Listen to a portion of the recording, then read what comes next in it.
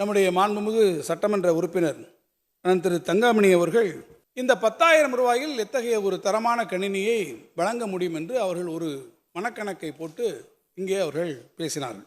இந்த திட்டம் அறிவிக்கின்ற போது அடுத்த 2 ஆண்டுகளில் 20 லட்சம் மாணவர்கள் என்று சொன்னால் அதற்கு முதல் கட்டமாக இந்த ஆண்டு 2,000 கோடி ரூபாய் நாங்கள் ஒதுக்கி இருக்கிறோம்.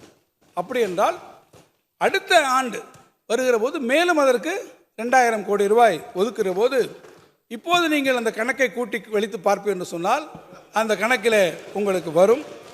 எனவே மாணவர்கள் விரும்பி அந்த மடிக்கணினியை பயன்படுத்தக்கூடிய அளவிற்கு ஒரு தரமான மடிக்கணினியை வழங்கிட இந்த அரசு உறுதி கொண்டிருக்கிறது. எனவே தரம் குறித்த கவலை உங்களுக்கு நிச்சயமாக தேவையில்லை என்பதையும் நான் சொல்லுவேன்.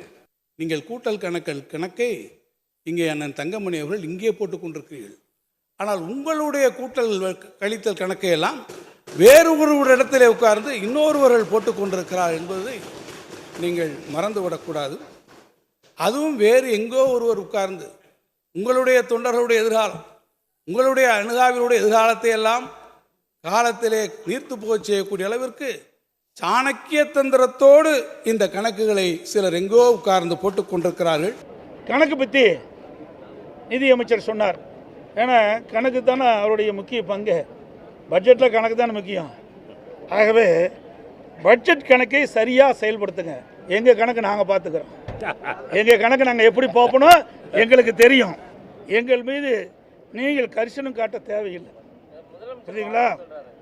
எங்கள் கணக்கை நாங்கள் பார்த்துக்கிறோம். அதை எப்படி பார்க்கணும் எங்களுக்கு தெரியும். நான் அண்ணன் அவர்களுக்கு கேட்டுக்கொள்வேன், இந்த மடிக்கணினி விவகாரத்தில் சற்று கவனக்குறைவாக நீங்கள் இருந்து விட்டதைப் போல உங்கள் மடியிலே இருக்கக்கூடிய கணத்தை பறித்து கொள்ள நினைப்பவரிடமிருந்தும் நீங்கள் அனைவரும் சற்று கவனமாக இருக்க வேண்டும் என்பதை நான் உங்கள் மீது இருக்கக்கூடிய உரிமை அன்பின் காரணமாக இங்கே கேட்டுக்கொள்ள விரும்புகிறேன். நம்முடைய மாண்புமிகு உறுப்பினர் திருமதி வானதி சீனிவாசன் அவர்கள் மிகுந்த மகிழ்ச்சியோடு சிரிக்கிறார்கள். அப்படியானால் பூனைக்குட்டி வெளியே வந்துவிட்டது என்பதுதான் அர்த்தம் என்பதை நான் இங்கே தெரிவிக்க விரும்புகிறேன். திராவிட முன்னேற்ற கழகத்தில் கூட்டணி கணக்குகள் அப்படின்னு வருகின்ற பொழுது அவர்களுக்குள்ள இருக்கக்கூடிய பதற்றம் என்பது எதனால வருது?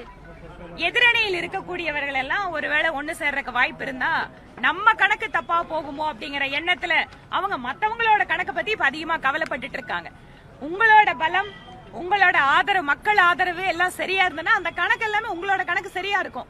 நீங்க ஏன் மத்தவங்க கணக்க பத்தி யோசிக்கிறீங்கன்னா ஏன்னா உங்களால உங்க ஆதரவு கணக்கு போட முடியலங்கிறதா யதார்த்தம். வணக்கம். இது கேள்விக்களம். சட்டமன்றத்தில் ஒரு சுவாரஸ்யமான விவாதம் நடந்திருக்கிறது. அதிமுக இன்றைக்கு அதிகாரப்பூர்வ எதிர்க்கட்சி, அதன் எதிர்காலம், அந்த தொண்டர்களுடைய எதிர்காலம், அதிமுகவினுடைய வலிமை, இதை நீர்த்து போக செய்யக்கூடிய கூட்டல் கழித்தல் கணக்குகளை சில சாணக்கியர்கள் எங்கோ உட்கார்ந்து போட்டுக்கொண்டிருக்கிறார்கள் என்று திமுக சார்பில் நிதியமைச்சர் திரு தங்கம் தென்னரசு சொல்வதற்கு எதிர்க்கட்சி தலைவர் அஇஅதிமுகவுடைய பொதுச் செயலாளர் திரு எடப்பாடி பழனிசாமி அவர்கள் பதிலடி தந்திருக்கிறார். எங்கள் கணக்கை நாங்கள் பார்த்து கொள்வோம், நீங்கள் அதை பற்றி கவலைப்பட வேண்டாம், எங்களுக்காக கரிசனப்பட வேண்டாம் என்று சொல்லியிருக்கிறார். பாஜக வேறொரு கோணத்தில் சொல்லியிருக்கிறது. அதிமுக பாஜக கூட்டணி அமைய போகிறதா, கூட்டணி உருவாக இருக்கிறதா, பாஜகவோடு கூட்டு சேர அதிமுக தன் முடிவை மறுபரிசீலனை செய்கிறதா என்கிற பல ஊகங்கள் உலவிக் கொண்டிருக்கிற நேரத்தில் திருமதி வானதி சீனிவாசன் அவர்கள் திமுக தரப்பில் ஒரு பதற்றம் தெரிகிறது, எங்கே எதிரணி ஒன்றாகிவிடுமோ என்று திமுக அஞ்சுகிறது என்று, மற்றவர்கள் கணக்கை பற்றி திமுக கவலைப்படுகிறது என்று சொல்லியிருக்கிறார். யார் கணக்கு சரியானது? அதிமுகவை பார்த்து திரு தங்கம் தென்னரசு அவர்கள் சொன்னது அதிமுகவினுடைய உண்மையான நலன், அதிமுக எதிர்கால நலன் கருதி சொன்னாரா? தமிழ்நாட்டினுடைய அரசியல் என்பது திமுக அதிமுக என்கிற திராவிட கோட்டையாக தமிழ்நாடு தொடர வேண்டும் என்கிற விருப்பத்திலிருந்து அவர் சொன்னாரா? அல்லது எதிரணி ஒன்றுபட்டு விடக்கூடாது என்கிற கோணம் அவருடைய பேச்சில் வெளிப்பட்டதா? பல அம்சங்களை நாம் விவாதிக்கலாம். நம்மோடு திமுகவினுடைய செய்தி தொடர்பாளர் திரு சூர்யா கிருஷ்ணமூர்த்தி அவர்கள்.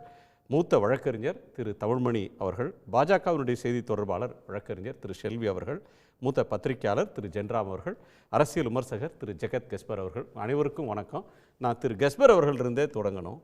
தங்கம் தென்னரசுடைய எச்சரிக்கை அக்கறையின் பார்ப்பட்டதா இல்லை சுயநலத்தின் பார்ப்பட்டதா?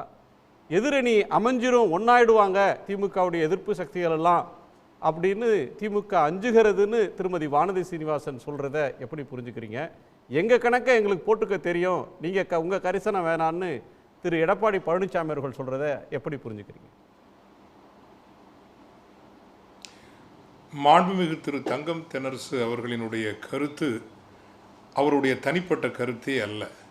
தமிழ் நிலத்தையும் சமூக நீதி அரசியலையும் நேசிக்கிற தமிழ் உலகின் அனைவருடையவும் ஒரு கருத்தை இதய நேர்மையோடு அவர் வெளிப்படுத்தி இருக்கிறார். உங்கள் தொண்டர்களினுடைய எதிர்காலத்தையும் கனவுகளையும் நீர்த்து போகவும் இல்லாமல் போகவும் செய்துவிடாதீர்கள் என்று திராவிட முன்னேற்றக் கழகத்தினுடைய ஒரு முக்கிய அமைச்சரிடமிருந்து ஒரு குரல் வருகிறது என்றால் அது பதட்டத்தின் குரலே அல்ல. அது உண்மையில் என்னை போன்று உண்மையில் தமிழையும் தமிழ் நிலத்தையும் சமூக நீதியையும் ஆதரிக்கிற அத்தனை பேருடைய ஒரு குரல். காரணம், கடந்த ஒரு 56 ஆண்டுகளாக தமிழகத்திற்கு நேர்ந்த நல் விபத்து என்று சொல்வேன், ஒரு ஹாப்பி பாசிட்டிவ் ஆக்சிடென்ட் என்பது புதுடில்லி ஏகாதிபத்தியம், நியூடெல்லி இம்பீரியலிசம். இங்கு வந்து ஒரு யானை கூத்து ஆடாதபடி இந்த கோல் போஸ்ட் ரெண்டுமே சமூக நீதியை அடிப்படையாக கொண்ட கட்சிகள். அதற்குள் போதாமைகள் உண்டு. அதை பற்றி நாம் இப்போது உண்மையில் விவாதிக்கவே வரவில்லை. எந்த கட்சி எந்த இயக்கம் என்றாலும் போதாமைகள் குறைபாடுகள் இருக்கும். அது விவாதிக்கப்பட வேண்டிய களம் வேறு. ஆனால் தமிழகத்திற்கு நிகழ்ந்த மிகப்பெரிய நல் விபத்து இந்த 2 கோல் போஸ்ட்டும் புதுடில்லிக்காரங்களுக்கு பல்லக்கு தூக்குறவங்க இல்லாமல் தமிழகத்தினுடைய நலன்களை மையமாக கொண்டு சிந்திக்கிற இந்த 2 கட்சிகளும் அமைந்த ஒரு நிலைதான் தமிழகம் இவ்வளவு வேகமாக குறிப்பாக அதிகாரத்தை எளிய எல்லா சமூகங்களுக்கும் பரவலாக்கியது, கல்வியை ஜனநாயகப்படுத்தியது, பெண்களுக்கான உரிமைகளை விரிந்து எடுத்து சென்றது. இவை அனைத்திற்குமே காரணம் இந்த 2 கட்சிகளும் அடிப்படையில் சமூக நீதி அரசியலை இலக்குகளை நம்புகின்றவையாக இருக்கின்ற காரணத்தினால். எனவே மாண்புமிகு தங்கம் தென்னரசு அவர்களினுடைய கருத்து உண்மையில் அது சுயநலம் சார்ந்த பதட்டத்தினால் வந்த கருத்தே அல்ல. அது தமிழ் உலகினுடைய ஒரு முற்போக்கான அனைவருடையவும் கருத்து. இன்று குறிப்பாக அவர்கள் ஒரு அண்ணா திராவிட முன்னேற்றக் கழகத்தை ஒரு இயல்பான நேச கூட்டணியாக ஈர்த்து வர அவர்களால் முடியும் என்றால் அதை கூட ஏற்கலாம். ஆனால் திரைமறைவில் நடக்கின்ற எல்லாவற்றையும் நாம் பார்க்கின்ற பொழுது மிரட்டி அவர்களினுடைய அலகுகள் மற்றும் உபகரணங்களான இடி, என்ஃபோர்ஸ்மெண்ட் டைரக்டரேட், சிபிஐ போன்றவற்றை வைத்து அவர்களுக்கு நெருக்குவாரம் கொடுத்து கட்சிக்குள்ளேயே ஒரு அணியை உருவாக்கி உண்மையில் மாண்புமிகு திரு எடப்பாடி அவர்கள் பாஜக, எனக்கு தெரிந்தவரை நண்பர்கள் ஊடாக தெரிகின்றவரை பாஜக கூட்டணியை அவர் விரும்பவே இல்லை. அவர் இன்றும் தமிழக வெற்றிக் கழகத்தோடு ஒரு கூட்டணியை உருவாக்க முடியுமா? அதிமுக, பாமக, தமிழக வெற்றிக் கழகம் மற்றும் ஏனைய சிறு கட்சிகள் என்கின்ற அளவில்தான் அவர் கூட்டணியை சிந்திக்கிறாரே தவிர அவர் பாஜகவுடன் மனமொப்பி அவர் செல்ல விரும்பவில்லை என்றுதான் தெரிந்த நண்பர்கள் அனைவரும் சொல்கின்றார்கள். ஆனால் உள்ளுக்குள்ளேயே அவர்கள் வேறு சில முன்னாள் அமைச்சர்களை கொண்டு அழுத்தம் கொடுக்கிற அணியை உருவாக்கி இருக்கிறார்கள். இன்னொரு பக்கம் தென் தமிழகத்திலும் ஒரு டெல்டா பகுதியிலும் அண்ணா திராவிட முன்னேற்றக் கழகம் பலவீனமாகி இருக்கிறது என்பதும் உண்மை. இதையும் அவர்கள் பயன்படுத்தி கொள்கிறார்கள். ஸோ இந்த ஒரு சூழலில் நான் சொல்ல விரும்புவது, தங்கம் தென்னரசு அவர்கள் சொன்ன அதே கருத்தை தான், உங்கள் கட்சியை வலுப்படுத்துங்கள், காப்பாற்றிக் கொள்ளுங்கள், தொண்டர்களையும் மக்களையும். காரணம், நீங்கள் பாஜகவோடு போனாலும் கூட உங்கள் தொண்டர்கள் பாஜகவுக்கு வாக்களிக்க போவது இல்லை, இதுதான் உண்மை. அல்லது உங்களுக்கு சவாலாக உங்கள் கட்சிக்குள் இருக்கிற அந்த அமைச்சர்கள் தனியாக சென்று ஒருவேளை இரட்டை இலை சின்னத்தை கூட அவர்கள் பெற்றுக்கொண்டால் கூட உண்மையில் தமிழக அரசியலையும் தேர்தல் களத்தையும் கடந்த 20 ஆண்டுகளாக படித்தும் கணித்தும் வருகிறவன் என்கின்ற வகையில் சொல்கிறேன். இப்போது எடப்பாடி அவர்கள் ஆகச்சிறந்த ஒரு தலைவர் என்று நான் சொல்லவில்லை. ஆனால் அவருக்கு எதிராக உள்ளிருந்து அழுத்தம் கொடுக்கிற அந்த தலைவர்களை கொண்டு இரட்டை இலையில் சந்தித்தார்கள் கூட 5% மேல் வாக்குகளை அவர்களால் பெற முடியாது என்பதுதான் களநிலை யதார்த்தம். தலைவர்கள்ல வலிமையான தலைவர், எஸ்டாப்ளிஷ் ஆன ஒரு லீடர்னா திரு எடப்பாடி பழனிசாமி அவர்கள் தான். மற்றவங்க செங்கோட்டையன் போன்றோ அல்லது வேறு யாரை முன்னிலைப்படுத்தி பண்ணாலும் அந்த கட்சி சோபிக்காதுன்ற ஒரு கோணத்தை சொல்றீங்க. இன்னொரு முக்கியமான அம்சம் நீங்கள் சொல்கிறது, ஒரு திராவிட கட்சிகளுடைய ஆட்சி திமுக அதிமுக மாறி மாறி தமிழ்நாட்டை ஆண்டதனால் தமிழ்நாட்டுக்கு நன்மைதான் வந்திருக்கு, மற்ற பிரச்சனைகள் வரலன்றீங்க. நீங்கள் சொல்கிற நிகழ்கால அரசியல் நடைமுறைக்கு வரணும் அப்படின்னு எடுத்துக்கிட்டோம்னா, திமுக காங்கிரஸ் ஒரு கூட்டணியாக இருக்குது, பாஜகவும் அதிமுகவும் ஒரு நேச்சுரல் அலை இல்லை, ஒரு இயல்பான நேசத்துக்குரிய கூட்டணி அல்ல அப்படின்ற ஒரு முடிவுக்கு எப்படி வர்றீங்கன்னு நான் கேட்க விரும்புகிறேன். ஏன்னா கடந்த காலத்தில் கூட்டணியில் இருந்திருக்காங்க, போன மக்களவைத் தேர்தலுக்கு முன்பு வரையிலும் கூட்டணி, சட்டமன்ற தேர்தல், அதுக்கு முந்தைய மக்களவைத் தேர்தல், இப்படி அவங்க கூட்டணி இருந்திருக்கிறாங்க. இப்போ அது வேண்டாம் என்று திரு பழனிசாமி அவர்கள் வந்துவிட்ட பிறகு நெருக்கிறாங்க அப்படின்னாலும் அதை முறியடிக்கிறதுக்கு திரு பழனிசாமி அவர்களுக்கு தெரியாதா? அதிமுகவுக்கு ஒரு தேர்தல் கூட்டணின்றதே வெற்றிக்காக போடுற ஒன்று தான், யாரோட சேர்ந்தா வெற்றி வரும் அப்படின்னு கணிக்கிற அனுபவம் கொண்டவங்க தானே அவங்க எல்லாருமே. ஸோ எங்கள் கணக்கை நாங்கள் பார்த்துக்குறோம், நீங்கள் அதுக்காக கரிசனப்படாதீங்கன்னு அவர் சொல்கிறதுல ஒரு ஜஸ்டிஃபிகேஷன் இருக்குல்ல? அதாவது நீங்கள் இந்த தமிழகத்தினுடைய தேர்தல் வரலாற்றை நீங்கள் பார்த்தீர்கள் என்றால், அண்ணா திராவிட முன்னேற்றக் கழகம் பாஜகவோடு முன்பும் உடன்பாடு வைத்திருக்கிறது. ஆனால் அப்போது இருந்த களநிலையும் சரி அல்லது பாஜக தலைமையும் சரி மிரட்டி பணிய வைக்கின்ற அந்த ஒரு உணர்வலையை தொண்டர்கள் மத்தியில் அது உருவாக்கவில்லை. இன்று அண்ணா திராவிட முன்னேற்றக் கழகத்தினுடைய எல்லா கட்சிகளிலும் சுயநலம் சார்ந்து இயங்குகின்ற இடைநிலை தலைவர்கள், மூத்த தலைவர்கள் இருப்பார்கள். அவர்கள் அணிமாறுவதில் சங்கோஜம் இல்லாமல் செய்து விட்டு நகர்ந்து போவார்கள்.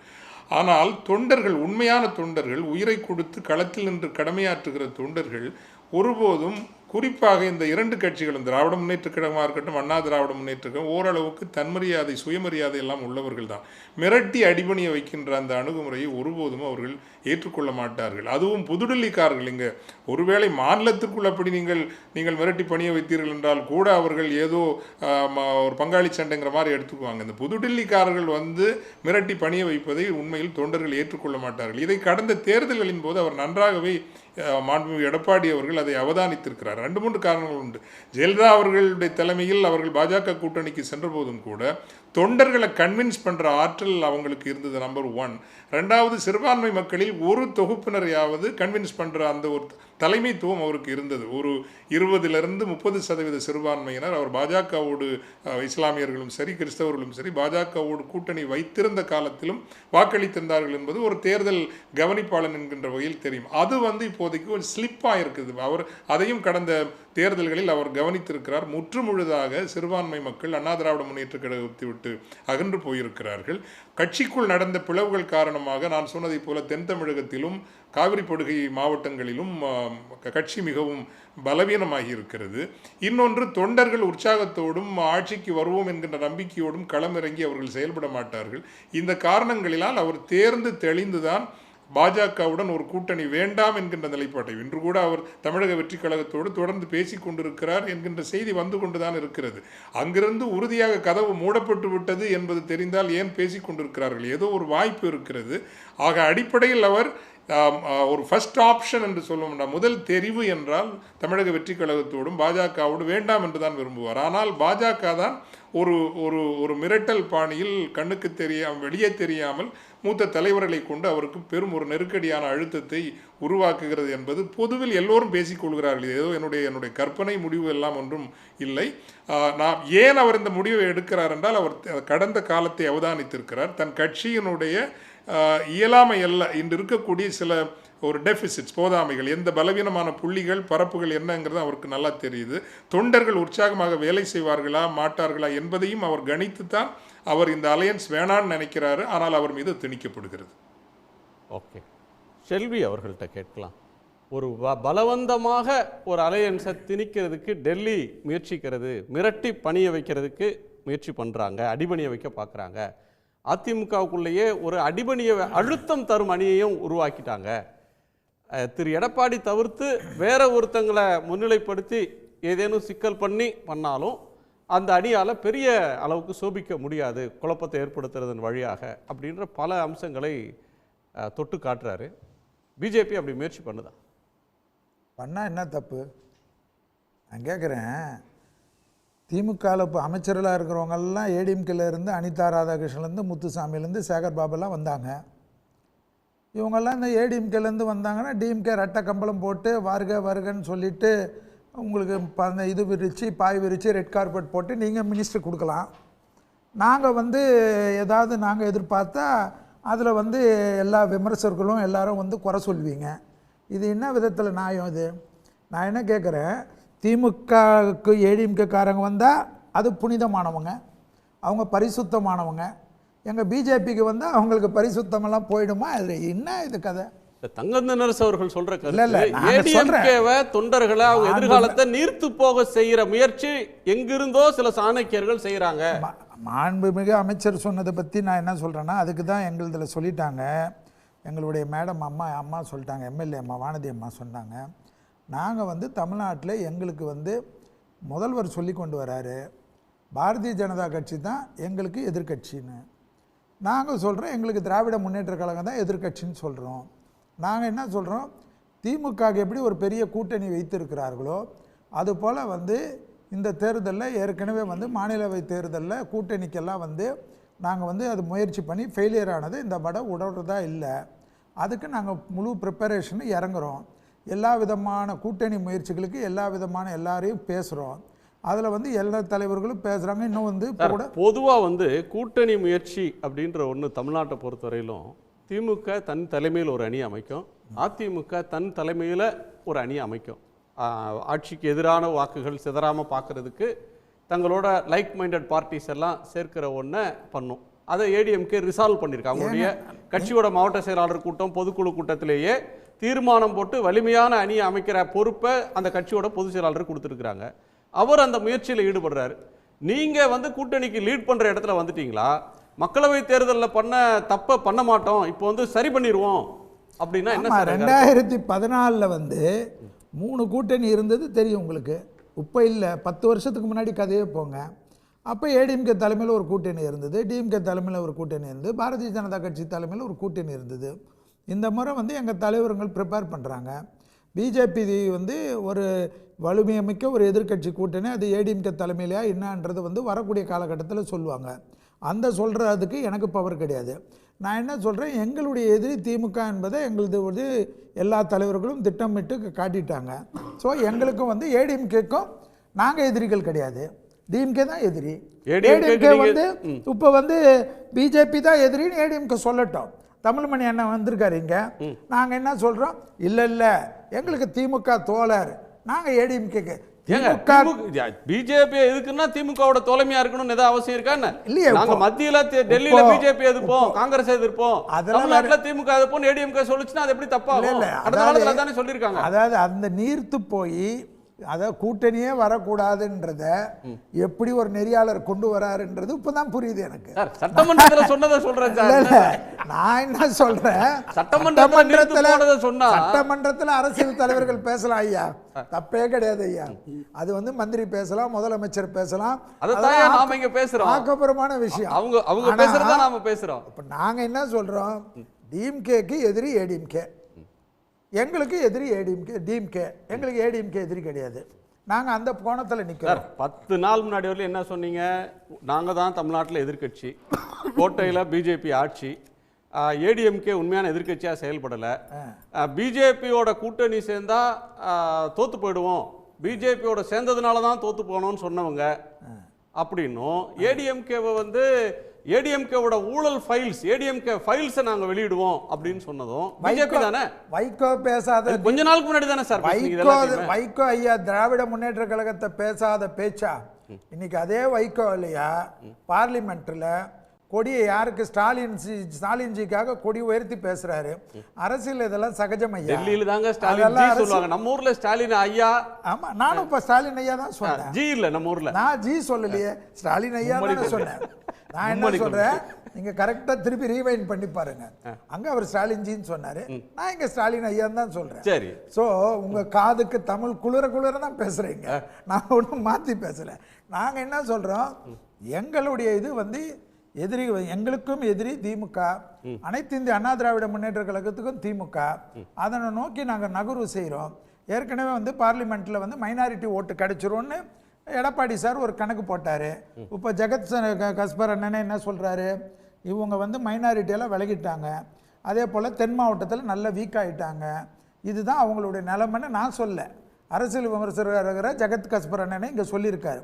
ஸோ இதெல்லாம் வேஸ்ட் பண்ணி இனிமேல் வந்து எல்லாரும் கூட்டணி வச்சாதான் திமுக எப்படி ஒரு வலிமை மிக்க கூட்டணியாக இருக்குதோ அதுபோல் ஒரு வலிமை மிக்க கூட்டணி எடப்பாடி தலைமையிலையோ இந்த தலைமையிலையோன்றதெல்லாம் நான் சொல்ல முடியாது. அது வந்து கட்சி முடிவு செய்யும். எங்கள் கட்சி தலைவர்கள் உங்க கட்சி கூட கூட்டணி சேர்றத எங்கள் தொண்டர்கள் விரும்பவில்லை அப்படின்னு சொல்லி அறிவிச்சு அவர் போயிட்டாரு. பட்ஜெட் கடைசியா திருமதி நிர்மலா சீதாராமன் வெளியிட்ட பட்ஜெட் வரையிலும் திரு எடப்பாடி பழனிசாமி விமர்சனம் பண்ணியிருக்கிறார். நீங்க வந்து கடைசியா வந்திருக்கக்கூடிய டீலிமிட்டேஷன்ல பிஜேபிக்கு எதிர் ஸ்டாண்டு தான். இந்த மாசம் பேசினாருங்க, எதிர்ப்பு ஸ்டாண்டு தான். மார்ச் மாசம் பேசியிருக்காரு. ஏப்ரல் மாசம் என்ன பேசுறாருன்னு பார்ப்போம். ஏன் உங்களுக்கு அதுக்குள்ள டென்ஷன்? ஒரு மாசத்துக்கு ஒரு கணக்கு வரும். அது பிஜேபி மாத்தி பேசுங்க, ஏடிஎம்கே என்னங்க அவசியம் வருது? அரசியல் அப்படிதானங்க ஐயா. அரசியல நான் என்ன கேட்கிறேன், தொண்டர்கள் வந்து அவரு சொல்றாரு, அதே அவர் கட்சியில் இருக்கிற இன்னொரு தலைவர் என்ன சொல்றாரு, இது வந்து மோடிஜி வந்து உலகத்திலே சிறந்த பிரதமர்னு சொல்றாரு. இப்போ அதையும் ஏற்றுக்க மாட்டேன்றீங்க. அவரும் ஒரு அதே கட்சியில் இருக்கக்கூடிய ஒரு முக்கியமான தலைவர் தானே, அது அவருடைய கருத்து சொல்றாரு. செங்கோட்டையன் நிலைப்பாட அப்ப உலகத்திலே முக்கியமான தலைவர் தானே சொல்றாரு, இப்ப பெரிய தலைவர்னு சொல்றாருல்ல. அப்ப அவர் இப்ப மீண்டும் பிரைம் மினிஸ்டர் ஆகிறதுக்கு ஏன் அவர் வந்து ஓட்டு கேட்கல? ஏன் எதிர்த்தாப்புல போய் ஏடிஎம்கே தனியா நிக்க வச்சாங்க? இல்லைங்க, அவர் இப்ப சொல்றாரு காலம் தவறுது, அவருக்கு புரிஞ்சிருக்கு. முதல்ல வந்து கொஞ்சம் தப்பு பண்ணிட்டோமோன்னு இப்ப ஃபீல் பண்றாங்க. அது போல அவங்க கட்சியில நிறைய பேர் ஃபீல் பண்ணுவாங்க. ஸோ எல்லாமே வந்து காலத்துல வந்து ஒரு முடிவு வந்து யார் எடுத்தாலும், எங்க கட்சியில எடுத்தாலும் தப்பு எடுக்கலாம், ஓகே, அவங்க கட்சியில எடுத்தாலும் தப்பு எடுக்கலாம். நான் என்ன கேட்கிறேன், திராவிட முன்னேற்ற கழகத்துக்கு எங்களுடைய எம்எல்ஏ அம்மா வானதி அம்மா சொன்ன மாதிரி திராவிட முன்னேற்ற கழகத்துக்கு அகைன்ஸ்டாக ஒரு மெகா கூட்டணியை கொண்டு போறதுல பிஜேபி முழுக்க வீச்சா இருக்கு. அதுல எல்லாரையும் ஒன்னா சேர்ப்போம். ஏன் இன்னைக்கு வந்து இவரு தான் விஜயோட பேசுறாருன்றீங்க. நாங்க வந்து எல்லாரும் திமுக யாரெல்லாம் எதிரிகளா இருக்கிறாங்களோ எல்லாரையும் ஒன்று சேர்க்கறதுல பிஜேபி எங்க தலைவர் முன்னாடி இருப்பாருன்னு சொல்லியிருக்காரு. அனைத்து இந்திய தலைமையும் நீங்க எல்லாரையும் தேசிய ஜனநாயக கூட்டணி கூப்பிடுறீங்க. தினகரன் வந்து யாரையுமே பிரஸ்டீஜ்லாம் பார்க்காதீங்கப்பா, வந்து சேர்ந்துருங்க, இல்லைன்னா உங்களுக்கு எதிர்காலம் இல்லைன்னு சொல்றீங்க.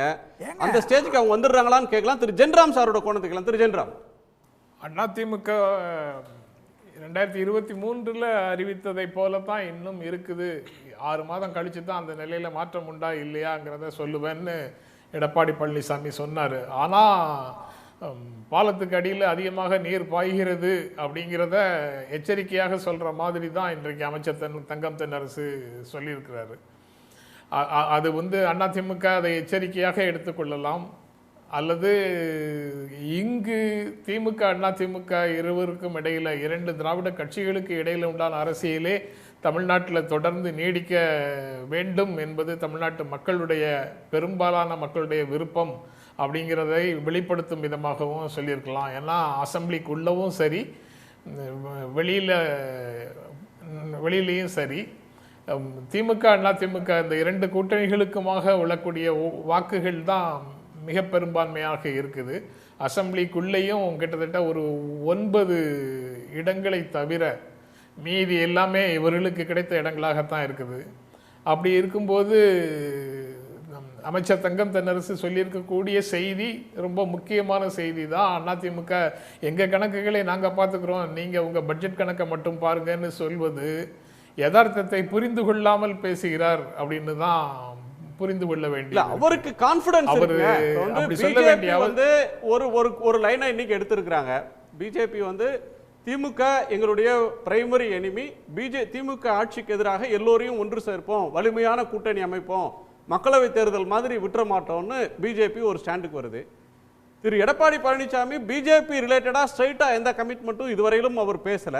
மாறாக எங்களால ஒரு கூட்டணியை உருவாக்க முடியும், அதை நாங்க பாத்துக்கிறோம் சொல்றாரு. அது ஏடிஎம்கேவோட பொசிஷன்ல இருந்து பார்த்தா அது அவருடைய தன்னம்பிக்கையை காட்டுது. அது அவர் அவங்களால முடியும் அப்படின்றதோட வெளிப்பாடா உங்களால பார்க்க முடியலையா? தங்களால் மட்டுமே முடியும் அப்படின்னு நினைக்கிறது வந்து சாத்தியம் இல்லை அப்படிங்கிறது அவங்களுக்கு தெரியுது. அதனால தான் அவங்க வந்து கூட்டணிக்காக முயற்சி செய்கிறாங்க. ஒரு ஒவ்வொரு தடவையும் கூட்டணி அமைகிறதோ இல்லையோ, ஆனால் நான் வலிமையாக கூட்டணியை அமைக்கிறேன் அப்படின்னு தொண்டர்களுக்கு மக்களிடத்தில் எல்லாம் வந்து அதிமுக வந்து ஒரு உறுதிமொழியை கொடுக்குது. நாங்கள் இன்னும் எங்களுக்கு இருக்கக்கூடிய வாக்குகளை பெற்று இந்த சிஸ்டத்தில் இந்த தேர்தலில் தோற்று போயிடுவோம் அப்படின்னு நினைக்காதீங்க. நாங்கள் மீண்டும் அதிகாரத்தை கைப்பற்றுவதற்கான வாய்ப்பு இருக்குது. ஏன்னா நாங்கள் இந்த தேர்தலில் போன தேர்தலை மாதிரி இருக்காது, இந்த தேர்தலில் நாங்கள் வலிமையான கூட்டணியை அமைப்போம் அப்படின்னு அவங்க திரும்ப திரும்ப சொல்லிக்கிட்டு தான் இருக்கிறாங்க. அப்படி சொல்லும்போது அவர் வந்து கூட்டணி அமைப்போம்னு ஒரு கூட்டணி இல்லாமல் தேர்தலை சந்திக்கிறது முடியாதுங்கிற புரிதலுக்குள்ளே வந்திருக்கிறாரு. 2023 பாஜகவோடு கூட்டணி இருந்ததுனால தான் 21 தோத்தோம் அப்படின்னு பல தலைவர்கள் சொன்ன சூழல் வந்து 24 தேர்தலுக்கு பிறகு இல்லை. மீண்டும் கோவை மாவட்டத்தில் அந்த கொங்கு மண்டலத்தில் வெற்றி பெற வேண்டும் என்றால் பாஜக கூட்டணி இல்லை என்றால் வெற்றி பெற முடியாதுன்னு அதிமுக பல தலைவர்களுக்கு, முன்னாள் அமைச்சர்களுக்கு எண்ணம் வந்திருக்குது. அப்படிங்கிறது தான் அவர்கள் அதிமுக கட்சிக்குள்ளே கொடுக்கக்கூடிய அழுத்தங்களில் இருந்து தெரிகிறது. அதே மாதிரி சென்ட்ரல் தமிழ்நாடு, மத்திய மாவட்டங்கள்லேயும் டெல்டா மாவட்டங்கள்லேயும் இருக்கக்கூடியவர்கள் பாஜகவோடு போக விரும்பவில்லை அப்படிங்கிறதும், தலைவர்கள் மத்தியிலேயே, நிர்வாகிகள் மத்தியிலேயே போக விரும்பவில்லைங்கிறதும் ஒரு முக்கியமான ஃபேக்டராகத்தான் இருக்குது. சவுத்தில் ஃபாதர் ஜெகத் கஸ்பர் சொன்ன மாதிரி தென் மாவட்டங்கள்லேயும் பலவீனமாக, பழைய மாதிரி இல்லை, பலவீனமாக இருக்குது. அதை சரி செய்வதற்கான வேலையையும் அவங்க செய்யணும், அதிமுக செய்கிறாங்களா இல்லையாங்கிறது தெரியல. ஒருவேளை அந்த மாதிரி முயற்சிகளுக்குள்ளேயும் போறாரான்னு தெரியல. பட் இந்த ப்ராசஸில் தன்னை எரித்து கொண்டால் மட்டும்தான் இதெல்லாம் நடக்கும். ஏன்னா அவருடைய இடத்தை பிடிப்பதற்காகத்தான், திமுகவுக்கு அடுத்த இடத்தை பிடிப்பதற்காகத்தான் பாரதிய ஜனதா கட்சியும் தீவிரமாக முயற்சி செய்கிறது, தவேகாவும் தீவிரமாக முயற்சி செய்கிறது. அதிமுகவை ரீப்ளேஸ் பண்ணிட்டு அந்த இடத்துல தாங்கள் அமர வேண்டும் அப்படிங்கிறது தான் அவர்களுடைய முக்கியமான எண்ணமாக இருக்கு. அந்த ப்ராசஸில் எல்லாரும் சேர்ந்து திமுகவை வீழ்த்த வேண்டும் அப்படின்னு ஒரு முயற்சிக்குள்ள போகும்போது ஒருவேளை அவருடைய பொசிஷன் கீழே இறங்கி மற்றவர்கள் முன்னே வந்து நிற்பதற்கான வாய்ப்பும் இருக்குது. அந்த அந்த ரிஸ்கையும் சேர்த்து தான் அவர் அந்த முயற்சிக்குள்ள போகணும். அதனால அவர் கட்சிக்குள்ளேயே கூட இப்ப தமிழ்நாட்டுல மட்டும் இல்ல, இந்தியா முழுக்க வந்து யார் தலைமையில கூட்டணி, யாரை முதலமைச்சராக முன்னிறுத்துகிறோம் அப்படின்றது வந்து ஒரு எழுதப்படாத விதி மாதிரி ஆயிடுச்சு. ஒரு கூட்டணி அப்படின்னு எந்த ஒரு கட்சி யாரோடு சேர்ந்தாலும், ஏடிஎம்கேவை பொறுத்தவரையிலும் ஏடிஎம்கே தலைமையில தானே கூட்டணி, ஏடிஎம்கே பொதுச் செயலாளர் தானே அதை லீட் பண்ண முடியும், அவரை முன்னிறுத்தி தானே மொத்த அரசியல் நகர்வும் நடக்கும். மீது எல்லாருமே ஒரு துணை பிளேயர்ஸ் தானே அதுல. இல்லை, அப்படி இரண்டு மாநிலங்களில் அதே மாதிரி அவங்க அணுகுனாங்க. பீகார்லேயும் மகாராஷ்டிராலேயும். பீகாரில் அந்த கூட்டணி தலைவர் வந்து ஒரு டால் லீடராக, பெருந்தலைவராக, பழைய கால தலைவராக, ரொம்ப காலம் சீனியரான தலைவராக இருக்கிறதுனால அவருக்கு எண்ணிக்கை தேர்தலுக்கு பிறகு குறைவாக கிடைத்தாலும் முதல்ல சொன்னதை ஹானர் பண்ணுவோம் அப்படின்னு அவருக்கு சிஎம் போஸ்டை கொடுத்துட்டாங்க. அதே மாதிரி மகாராஷ்டிராவில் நடக்கலை. ஏன்னா தேர்தலுக்கு முன்னால் இந்த கூட்டணியில் முதலமைச்சராக இருந்தவருக்கு தேர்தலுக்கு பிறகு அதே பொசிஷனை கொடுக்கல. அது போக இதே மாதிரி கூட்டணிக்குள்ள பாரதிய ஜனதா கட்சியோடு கூட்டணி வைத்திருக்கக்கூடிய பல்வேறு மாநில கட்சிகள், அஸ்ஸாம் கன பரிஷத், அஸ்ஸாமில் அப்படி தொடங்கி அகாலிதள் அப்படின்னு வரிசையாக பல கட்சிகளை எடுத்து பார்த்தோம்னா அவங்க நெருக்கமாக போய் அதிகாரத்திற்குள்ள வந்த உடனேயே அடுத்த தேர்தலுக்கு வரும்போது அவங்க வந்து தங்களுடைய செல்வாக்கை இழக்கிறார்கள். பாரதிய ஜனதா கட்சி தங்களுடைய செல்வாக்கை உயர்த்தி கொள்கிறது அப்படிங்கிறது தான் நடந்து கொண்டிருக்கிறது. அதனால அப்படி ஒரு சூழலை எட்டுவதற்காக அதிமுகவோடு சேர்ந்து போவதற்கு பாஜக டெல்லி தலைமை விரும்பக்கூடும். ஆனால் தமிழ்நாட்டில் அதற்கு பாஜகவுக்குள்ளேயே வந்து இன்னும் ரெசிஸ்டன்ஸ் இருக்கா அப்படிங்கிறது இன்னும் உறுதியாக தெரியல. ஏன்னா மாநில தலைவர் முன்னாடி பேசியதுக்கு பிறகு இப்போ வந்து தெளிவாக வேற ஒன்றும் பேசலை, கொஞ்சம் அமைதியாக இருக்கிறாருங்கிறத தாண்டி வேறு எதுவும் இல்லை. அப்பவும் கடைசியில சொல்ல முடியாது. முதல் நாள் பேசினதுல இருந்து அண்ணாமலை வந்து பின்வாங்கினாரா, பல்டி அடிச்சாரா அப்படின்ற அடைமொழிகளுக்குள்ள போகாம நம்ம அப்படியே ஸ்டேட்மெண்ட், அப்படியே பேர் ஸ்டேட்மெண்ட் சொன்னோம்னா, நான் ஏடிஎம்கேவை சொல்லலீங்களேன்ட்டார். நீங்க பிஜேபியால தான் தோத்தோம், பிஜேபி நோட்டாவுக்கு கீழே இருக்கிற கட்சின்னு சொன்னவங்க இப்ப கூட்டணிக்காக தவம் கிடக்கிறார்கள் அப்படின்னு சொன்னதை அவர் யாரை சொன்னாருன்னு எல்லோருக்கும் தெரியும். ஆனா அவரே சொல்லிட்டாரு, நீங்க டிவியில தான் இப்படிலாம் போடுறீங்க, நான் ஏடிஎம்கேவை சொல்லலன்ட்டார். இல்ல, அவரு பைட் அப்படியே தானே இருக்கு. அவருடைய கருத்தை திருச்சி போடுறதுக்கு எதுவும் இல்லை. அவர் சொன்ன சொற்கள் அப்படியே தான் இருக்கு. அந்த சீண்டல் தான் வந்து அவருடைய வெளிப்பாடு. அதுக்கப்புறம் வந்து காம்ப்ரமைஸ் கெட்டு போயிடக்கூடாது என்பதற்காக வரக்கூடிய ஒரு சமரச வார்த்தைகளாகத்தான் நான் அதை புரிந்து கொள்கிறேன். அது அப்படி சூடாகவும் குளிர்ந்தும் மாறி மாறி தான் அந்த உறவு போகும் அப்படின்னு நினைக்கிறேன். அது எல்லாமே தனியாக நின்று விடுவதை விட இவர்களோடு சேர்ந்து நிற்பது பரவாயில்லை. இவர்களோடு சேர்ந்து போனால் தான் கட்சிக்குள்ள ஒற்றுமையை காப்பாற்ற முடியும் அப்படிங்கிற ஒரு நிர்பந்தம் இருந்தால் அந்த நிர்பந்தத்தை வெளியிலிருந்து வரக்கூடிய நிர்பந்தத்தை விட கட்சியை கட்டி காப்பாற்றுவதற்கே ஒரு நிர்பந்தம் வெளியிலிருந்து தரப்படக்கூடும். அதன் வழியாக ஒரு முடிவை பொலிட்டிக்கல் டெசிஷனை கூட திரு பழனிசாமி அவர்கள் எடுக்கிறதுக்கு நிர்பந்தம் வரலான்ற ஒரு கோணத்தை சொல்றீங்க. தமிழ்மணி சாரோட கேட்டணும். ஏடிஎம்கேவை வீக்கன் பண்றதுக்கான முயற்சி சில சாணக்கியர்களால் டெல்லியில் எடுக்கப்படுது, வெளியில் நடக்குது அப்படின்னு திரு தங்கம் தென்னரசு பேரவையில் சொல்றாங்க. அது ஏறத்தாழ பிஜேபியை தான் சொல்றாரு அல்லது பிஜேபியோட மூத்த தலைவர்களை சொல்றாருன்றத அன்றாட அரசியல் பார்க்குறவங்களுக்கு ஓரளவுக்கு புரிபடுற ஒன்று. அப்படி ஒன்று நடக்கிறதுன்ற கோணத்தை திரு ஜெகத் கஸ்பரும் சரி ஜென்ராமும் சரி அதை ஏறத்தாழ ஒரு உள்ளுக்குள்ளேயே ஒரு நெருக்குதலை தர முயற்சி நடக்கிறது. அப்படி நடந்தால் தொண்டர்கள் ஏற்றுக்கொள்ள மாட்டாங்க. மிரட்டி பணிய வைக்கிற ஒரு முயற்சிக்கு சம்மதித்தால் அந்த கட்சி தொண்டர்களே அதுக்கு ஆதரவா போட மாட்டாங்க. பணிய வைக்கிறதுங்கிறது உங்க வார்த்தை, இவர் சொன்ன வார்த்தை. ஃபர்ஸ்ட் லைன்ல திரு ஜெகத் கஸ்பர் சொன்ன வார்த்தை. அவர் யார் சார்? அவர் அதிமுக திமுகவா சார்? ப்ளீஸ், நீங்க அமைச்சர் சொன்ன வார்த்தையே சொல்லுங்க. நீங்க யாரு? நான் சொன்ன ஒரு கருத்தாளர். அவ்வளவு கருத்தாளர்னு சொல்லுங்க. நீங்க இது அமைச்சர் சொல்லல. அமைச்சர் சொன்னாருன்னு சொல்லவே இல்லையே சார். நீங்க பேசுகிற போது அப்படி ஒரு தொனியை உண்டாக்குறீங்க. இல்ல சார், ஜெகத் மிரட்டி பணிய வைக்கிறது சார், திருத்திங்க சார். ஜெகத் கஸ்பர் சொல்றாரு சார், அவர் சொந்த கருத்து அது. அப்படி அவர் பார்வை எப்படி இருக்கு, யாரும் ஒன்றும் மாற்ற முடியாதவர், அப்படியே இருந்துட்டு போகட்டும். ரைட், அந்த வார்த்தை அவர் சொல்லலை, அமைச்சர் சொல்லலை. அமைச்சர் சொன்னாருன்னு நானும் சொல்லலை சார். அந்த பொருள் வந்துடக்கூடாது சார். ஓகே, நீங்க சேர்த்து பேசுறதுல அப்படி வந்துடும். ஓகே, அதுக்கு தான் நான் உங்களை வான் பண்றேன். ரைட் சார், இந்த யாதோ சாணக்கியத்தனமா பேசுறாங்க. எனக்கு தெரிஞ்ச பெரிய சாணக்கியர் கலைஞர் தமிழக அரசியல். இந்த நிமிடம் வரைக்கும் அவரை தாண்டி ஒரு சாணக்கியர் என் கல்ல படலை. பழம் நழுவி பாலில் விழுந்து கொண்டிருக்கிறது. எங்க விழுந்துச்சு, என்ன ஆச்சு, அதுக்கு பிறகு பேச விரும்பலை, எல்லாருக்கும் தெரியும். எனவே இந்த சாணக்கியத்தனங்கள் எல்லா நேரங்களிலும் அரசியலில் பயன்படுறதில்லை. ஒன்று, பிஜேபியை பொறுத்த வரைக்கும் கூட்டணிக்கு முயற்சி பண்ணால் தப்புன்னு சொல்ல முடியாது. அதான் அவர் கேட்டார், என்ன தப்பு? மிரட்டுறாங்கிற வார்த்தை எனக்கு தெரிஞ்ச வரைக்கும் யாருமே சொல்லலை. ஒரு சாணக்கியத்தனத்தை அவங்க பயன்படுத்தலாம். இல்லை, செங்கோட்டையன் போன்ற மூத்த தலைவர்களை வந்து ஒரு ஸ்டாண்ட் எடுக்கிறார். அவர் ஒரு பிஜேபி ஆதரவு நிலைப்பாடு உள்ள ஒரு இடத்துல நின்று மோடி அவர்களை புகழ்ந்து பேசுகிறார். சமகாலத்தில் அவர் கட்சிக்கு தலைமை தாங்கிற ஒரு தலைவரை பற்றி அவரை பொருட்படுத்த மாட்டார்.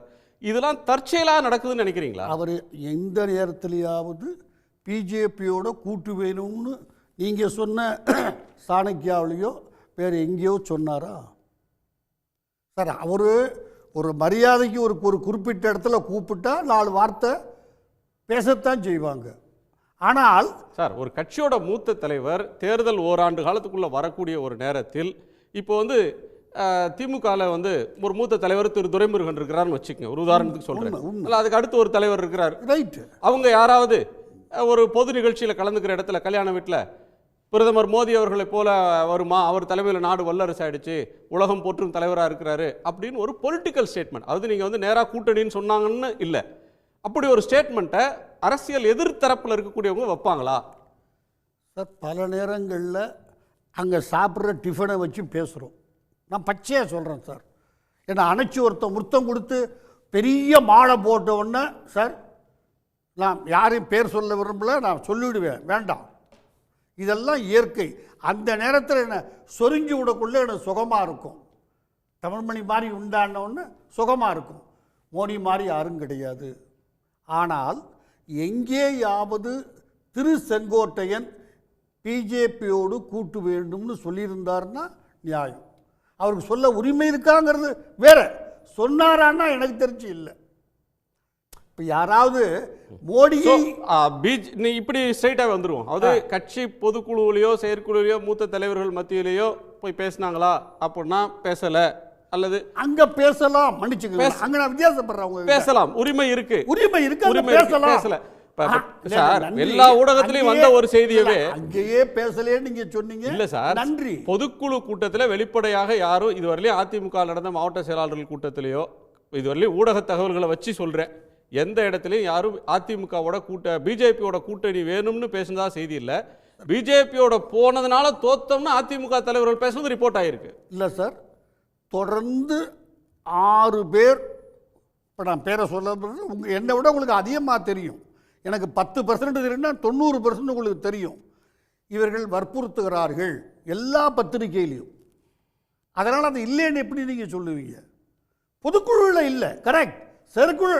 ஆனால் அவரை சந்தித்து வற்புறுத்தினார்கள். அது அவங்களுடைய உரிமை சார். ஒரு கட்சியில் ஒரு தலைவர், ஏயோ பிஓ சிஓ டிஇஎஃப்ஓ, அவர் இந்த கட்சியோடு கூட்டு சேர்ந்தால் நன்மைன்னு நினைச்சார்னால் அதை எடப்பாடி பொதுச் செயலாளர் சொல்லக்கூடிய உரிமை இதுக்கு சொல்லியிருக்கிறதாக நானும் நம்புகிறேன். பல எல்லா ஒரு நடுநிலை வகிக்கிற பத்திரிகைகள்லையும் அந்த செய்தி வந்துச்சு, நாமளே பேசியிருக்கோம். அதனால் அதை பேசியிருக்கு, அந்த உரிமை அவர்களுக்கு இருக்கிறது. பொதுவெளியில் பேசுவது தான் தவறு. சார், இப்போ இந்த பூனைக்குட்டி வெளியே வந்துச்சு, நான் எப்படி நினைக்கிறேன்னா, அமைச்சர் அவருக்கு சம்பந்தம் இல்லாத அதிமுக தொண்டர்களை காப்பாற்றுறதுக்கு கொடுத்த அந்த அறிவுரை என்பதே பூனைக்கட்டி வெளியே வந்துருச்சு. அவங்க ஒன்னாயிட்டா நாம அடிபடுவோங்கிற அச்சம் வந்துருச்சு அமைச்சர் மனதில்.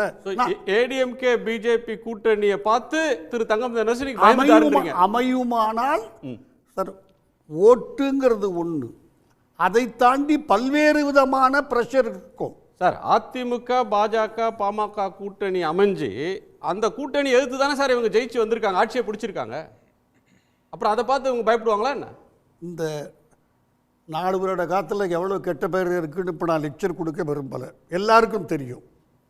எந்த பேப்பரை எடுத்து பாருங்கள், ஒவ்வொரு பேப்பர்லையும் இன்னார் குற்றம், ஒவ்வொரு இடத்துலையும் ஒரு திமுக பிரமுகர் சம்பந்தப்பட்டிருக்கார். இதெல்லாம் அதிகம் சார், இதெல்லாம் அதிகம். அண்ணா நகர் பிரச்சனையில் ஒரு அதிமுக அடைச்சல கைது. ஆமா சார், கரை யூ ஆர் ரைட். என்ன இருக்கு அதனால சார்? மல்லிகைக்கரைங்கிற சேலம் மாவட்டத்தில் ஒரு ஊர், ஒரு தலித்து பெண்ணை 3 பேர் கற்பழிக்கிறாங்க. எஃப்ஐஆரே போட மாட்டேங்கிறாங்க, எதிர்கட்சிகள் போராடுது. அதை ஒரு திமுக பிரமுகர் அந்த அந்த பள்ளிக்கூடத்தினுடைய இது பெற்றோர் ஆசிரியர் கழகம் 3 பேர்த்தையும் பணம் வாங்கி கொடுக்குறாரு. இது இன்னைக்கு வரைக்கும் எஃப்ஐஆர் போட்டாங்க இன்னைக்கு. ஆனால் அவர் பணம் வாங்கி கொடுத்து பஞ்சாயத்து பண்ணாருன்னு இல்லை, போராட்டம் இன்னைக்கு வரைக்கும் நடந்துகிட்டு இருக்குது. எந்த உங்க கற்பனைக்கு 1000 சொல்லலாம் சார். சார் ப்ளீஸ் சார், இதெல்லாம் உங்க கற்பனைக்கு 1000 சொல்லலாம். ஃபேக்சுவலா பேசணும். இல்ல ஒண்ணும் இல்ல. என் வீட்டுக்கு பக்கத்துல ஒரு கொள்ளை சம்பவம் நடந்துச்சு. தமிழ்மணி சார் வந்து பஞ்சாயத்து பேசினார், நான் சொன்னா அது நியாயமா இருக்குமா சார்? ஒன்றும் தப்பு இல்லை சார். நீங்க அப்ப பேசுறவரா இருப்பீங்க, நீங்க பேசுறவரா இருப்பீங்க. கோரான பொலிட்டிக்கல் விஷயத்துக்கு வருவோம். நீங்க சொல்ல வந்த பாயிண்ட் வந்து இல்ல பிஜேபி ஒரு செகண்ட் கேட்டதனால அதான் சார், இல்ல பதில் சொல்லிருக்க மாட்டேன். அவங்கள ஜெயிச்சது ஆமா, அன்னைக்கு கெட்ட பேர் இல்ல, இன்றைக்கு இந்த காலத்துல கெட்ட பேர் வந்துருச்சு. அடுத்த கேள்வி கேளுங்க. சோ ஏடிஎம்கே பிஜேபி கூட்டணியை பார்த்து திமுக அஞ்சுகிறது, அந்த கூட்டணி உருவாக கூடாதுன்னு நினைக்குது. வரக்கூடாது. அது சார் பவர் அரசியல்ல சார். இன்னொரு நான் ஆர்கியூமெண்ட் சொல்றேன் சார், ஒரு எதிர்வாதம். திமுகவை பொறுத்தவரையிலும் ஏடிஎம்கே பிஜேபி கூட்டணி அமைந்தால் அது அவங்களுக்கு நல்லது. ஒரு அரசியல் அப்படின்றது வந்து ஒரு மும்முனை போட்டியோ 4 முனை போட்டியோ 2 முனை போட்டியோ எப்படி கூர்மைப்பட்டாலும் அதிமுக வந்து எந்த நிலையிலும் ஒரு செக்யூலரான ஒரு பார்ட்டி. அவங்க பிஜேபியோடு இல்லைன்னா திமுக மீது அதிருப்தி கொண்டவருடைய வாக்குகள் ஒரு சிறுபான்மை மக்களுடைய வாக்குகளோ தலித் மக்களுடைய வாக்குகளோ மற்றவங்களுக்கு மதவாத எதிர்ப்பு அரசியல் கொண்டவங்களுடைய வாக்குகளோ ஒரு செக்ஷன் போகலாம். அவங்க பிஜேபியோட போச்சுன்னா மைனஸில் தான் தொடங்குவாங்க. மோடி எதிர்ப்பு அந்த அந்த உணர்வும் அல்லது இங்கே இருக்கக்கூடிய இந்த உணர்வும் சேர்ந்து திமுக கூட்டணியை இன்னும் வலுவாக்கிறோம் அப்படின்னு ஒரு ஆர்கியூமெண்ட் சொன்னால் எப்படி சொல்லுவீங்க? அது 100% சரியில்லை சார். அவங்களுக்கும் அந்த கட்சியும் வளர்ந்துருக்குது. இன்னைக்கு பிஜேபியும் இன்னைக்கு திரு அண்ணாமலை தன்னால் முடிஞ்சதை செய்து வளர்த்து வச்சிருக்கிறார். இன்னைக்கு நீங்கள் நோட்டா கட்சியெல்லாம் சொல்லிக்கிட்டு இருக்கு, யாரும் சொல்ல முடியாது. ஒருத்தர் அந்த கட்சியை பார்த்து வளர்ந்துருக்குது அந்த கட்சி இன்னைக்கு. எனவே ஒரு 5% ஓட்டு, 8%, 7% ஓட்டுங்கிறது ஜெயிப்பதற்கு 2 கூட்டணி ஆகுமானால் தேவைப்படும். கூட்டணி வைக்க போகிறாங்கன்னு நான் சொல்லவே இல்லை. தயவு செஞ்சு வைத்தால் ஆச்சரியப்படுவதற்கு இல்லை, தவறும் இல்லை. ஸோ பிஜேபி வளர்ந்துருக்கு. வளர்ந்த கட்சி அவ்வளோ எளிதாக எந்த டிமாண்டும் இல்லாமல் நீங்கள் ஏற்கனவே பிஜேபியை நீங்கள் நடத்தினது மாதிரி ஏற்கனவே போன தேர்தலில் கொடுத்த சீட் மாதிரியே ஒன்றுக்குள்ள அந்த டேர்ம்ஸ்குள்ள அவங்க வருவாங்களா அப்படின்றது ஒன்று நல்ல கேள்வி. அவங்க தங்களை சார்ந்து ஒரு அணியை உருவாக்கி வச்சிருக்கிறாங்க. அமமுகவோ சசிகலா அவர்களோ ஓபிஎஸ் போன்றவர்கள் அவங்களோட இருக்கிறப்ப அந்த பேக்கேஜோடையும் அவங்க வந்து ஒரு பார்கெனிங் வருவாங்க. ரெண்டுமே நல்லா மிக அருமையான கேள்வி சார். ஒன்று, இந்த அமமுக சசிகலா ஒரு தனி கட்சி ஒன்றும் அவங்க நம்ம நடத்தலை. அவங்க லெட்டர் பேட்ல பார்த்தா அதிமுக பொதுச் செயலாளர் அவங்க பேர் போட்டு அழகா சொல்லிட்டீங்க. அவங்க கேஸ்லயும் போட்டிருக்காங்க. அவங்க கேஸும் போட்டிருக்காங்க. இல்ல விசிட்டிங் கார்டுல கூட இருக்கலாம். இன்னொன்னு வேணா நான் அதிமுக பொதுச் செயலாளர் அவங்க போட்ட கேஸ் இன்னும் கோர்ட்ல இருக்கு சார். சார், விசிட்டிங் கார்டையும் லெட்டர் பேட்டையும் தாண்டி வேற ஒன்றும் உங்களால் சொல்ல முடியல. ஒரு விபரமான ஆங்கரால் சொல்ல முடியல. அதனால் அதை பற்றி நான் இனிமேல் பேசுறது வேண்டாம். ஒரு தனிப்பட்ட நபர், அந்த அம்மா ஒரு தனிப்பட்ட நபர். அதை தவிர ஏதோ ஊர்வலம் இதுக்கெல்லாம் போகிறேன்னாங்க. ஒவ்வொரு ஊராக 2 ஊருக்கு போனாங்க. ஒன்றும் பெரிய அளவில் அவங்களுக்கு விட்டுட்டாங்க. அது அவங்கள அதான் இல்லை. நான் நீங்கள் சொன்னதுனால நான் பதில் சொல்ல வேண்டியதாக போயிடுச்சு. அந்த இல்லை, நான் சூர்யாவோட கேட்குறது ஸ்ட்ரெயிட், கூட்டணி அமைந்தால் தோற்றுடுவோம் அப்படின்னு திமுக அஞ்சுகிறது அப்படின்ற ஒரு பாயிண்ட்ல இருந்து தமிழ்மணி சார் சொன்னதுலேருந்து பார்க்கலாம். இல்லை, எங்களுக்கு ஒரு பயமும் கிடையாது. கூட்டணி அமைஞ்சா தோற்றுருவோம், அமையலைன்னா தோற்றுருவோம் அப்படிங்கிறதெல்லாம் சுத்த கதை, அவர்களுடைய கற்பனை. இந்த மாதிரி கற்பனை அளந்து தான் 10 ஆண்டுகளாக தொடர்ச்சியாக தோற்று கொண்டிருக்கிறார்கள். 2024 தனியாக நின்னாங்க, திமுக ஜெயிச்சிச்சு அப்படிங்கிற கணக்கோடு நிறுத்திடுறாங்களே தவிர 2019, 21 2 தேர்தல்லையும் அவங்க சேர்ந்து நின்னாங்க. சேர்ந்து நின்ன அணியை வீழ்த்தி தான் 2 முறை பெரிய வெற்றியை நாங்கள் பெற்றுவிட்டு வந்தோம். இப்போ உடனே என்ன வருவாங்க, பிஜேபி ஏடிஎம்கே சேர்ந்து நின்னதை எதிர்த்து தான் வந்தோம். இப்போ தமிழ்நாட்டினுடைய மக்களின் தீர்ப்பு கடந்த 10 ஆண்டுகளாக என்னவா இருந்துச்சுன்னா, அதிமுக பிஜேபி சேர்ந்து நின்னாலும் திமுகவுக்கு தான் வெற்றி, தனித்தனியாக நின்னாலும் திமுகவுக்கு தான் வெற்றி அப்படிங்கிறது தான் 10 ஆண்டுகள் தொடர்ந்து 3 பெரிய பொது தேர்தல்களில், உள்ளாட்சி தேர்தல், சட்டமன்ற இடைத்தேர்தல் எல்லாவற்றிலும் மக்கள் கொடுக்கிற தீர்ப்பு அதுதான். இன்னொன்று 4 ஆண்டுகளில் கெட்ட பெயர் அப்படிங்கிறாரு. இந்த 4 ஆண்டுகளில் கிடையாது, 2024 தேர்தலுக்கு அந்த பிரச்சாரத்திலேயே இன்னைக்கு இவங்க எதையெல்லாம் கோட் பண்றாங்களோ, எதையெல்லாம் பிரச்சனைன்னு சொல்றாங்களோ, இதை விட தீவிரமான பிரச்சனைகள் எல்லாவற்றையும் அப்படின்னு ஒரு இமேஜ் கொடுத்து பாஜக தரப்பு, அதிமுக தரப்பு, இன்னும் எத்தனை தரப்பு தனித்தனியாக நின்றார்களோ எல்லாரும் சேர்ந்து 2024 தேர்தலில் மோடி அட்டாக் பண்ணல, நாங்க மட்டும் தான் மோடி அட்டாக் பண்ணோம், அவங்க எங்களை தான் அட்டாக் பண்ணாங்க. அதை முறியடிச்சு தான் மக்கள் எங்களுக்கு வாக்களிச்சிருக்காங்க. அப்ப இவங்க சொல்ற இந்த 4 வருஷம் ஆன்டி இன்கம்பன்சி அதெல்லாம் இல்லன்னு மக்கள் எதிர்க்கட்சியாக இருக்கும்போது அதிமுக பாஜக பாமக கூட்டணியை எதிர்க்கட்சியாக இருக்கும்போது உங்களால் வெல்ல முடிந்தது. அது நாடாளுமன்ற தேர்தலாக இருக்கலாம், சட்டமன்ற தேர்தலாக இருக்கலாம்.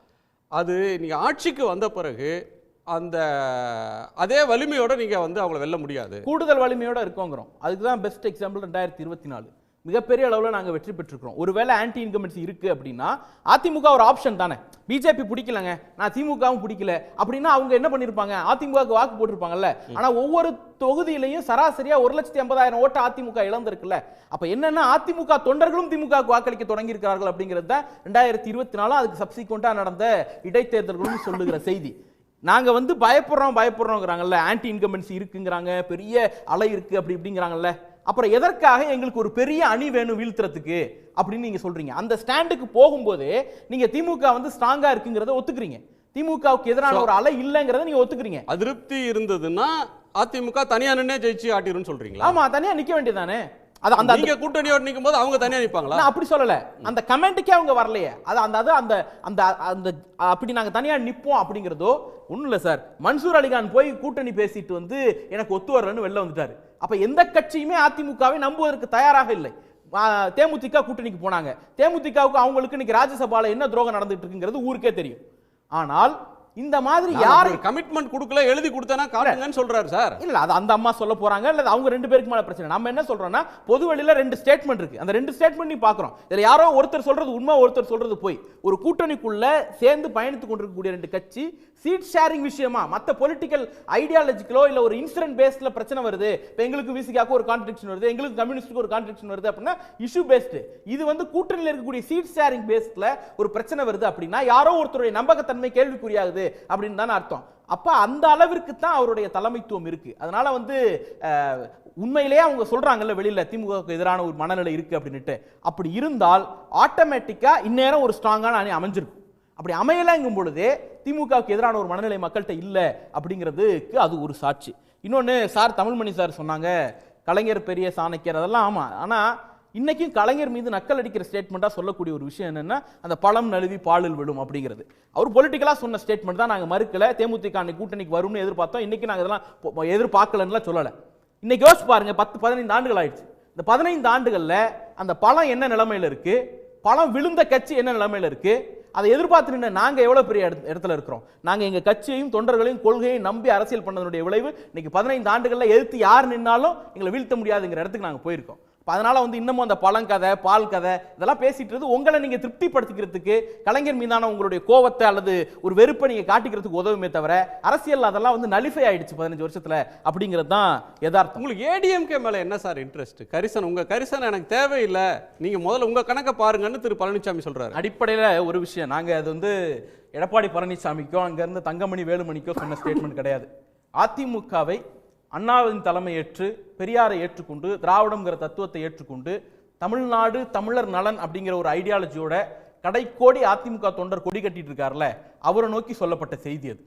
உங்க கட்சி அபகரிக்கப்படுது, உங்க கட்சி கபலீகரம் செய்யப்படுகிறது, உங்களுடைய எஜமானர்கள் உங்களை அடகு வைத்துக் கொண்டிருக்கிறார்கள் அப்படின்னு சொல்லப்பட்ட செய்தியாத்தான் நான் புரிஞ்சுக்கிறேன்.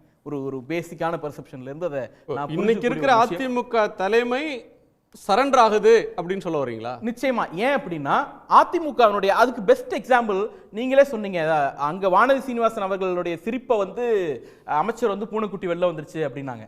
இங்க அண்ணன் ஷெல்லு என்ன பேசுனது வந்து அதிமுக தொண்டர்கள் பார்த்தா போதும், அமைச்சர் சொன்ன அந்த பூனைக்குட்டி என்னங்கிறது வெளிப்படையாக வெளிப்படையா தானங்க பேசுறாரு, மறைச்சு பேசலையே, வெளிப்படையா பேசுறாரு. நாங்க கூட்டணி கூப்பிடுறோம், நெருக்கடி கொடுக்குறோங்கிறத சொல்றாரு. நெருக்கடி கொடுக்குறோம் சொல்ல, கூட்டணி சேர்ந்தா என்ன தப்புன்னு கேட்டாரு. ஓகே ஃபைன், நாங்க கூட்டணி கூப்பிடுறோம் அப்படின்னு தான் சொல்றாரு. இன்னொன்னு பயமான்னு கேக்குறாங்கல்ல, அவங்க வானதி சீனிவாசன் கூட சொன்னாங்க பயம், திமுகவுக்கு பயம் அப்படின்ட்டு.